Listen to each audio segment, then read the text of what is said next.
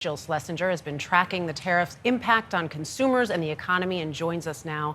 Jill, good morning. I got to start bottom line. I was talking to you before the show. Give people a sense. We just, in our piece, said increased prices for most Americans. When do we see this? What is this on? Should I start buying stuff now just to try to avoid it? No panic buying, first of all. If you were in the market to buy something, like if you knew you had to decorate a room or you're having a baby or you need a car, and that is something that you know you have to do within the year, go ahead and buy it.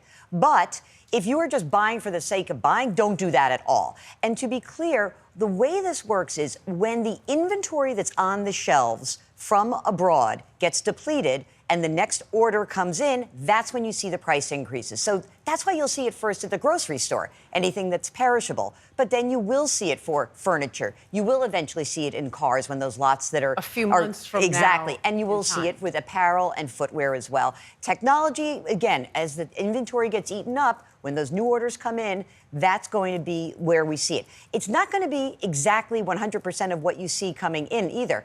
The company that buys the product is going to decide how much of an increase are we going to pass on to the consumer. So we'll have to wait and see what the actual impact is. And Jill, with so much uncertainty in the market, should people take out some of their money? Because depending on what they need it to use it for, if you need it for a down payment in the next year or two, I mean, what should you do? First of all, the last 10 days, 2 weeks of this market action has been dizzying, unnerving. I understand it's very scary. I want everyone to remember the whole reason that you are investing, generally speaking, is that you have a long time horizon.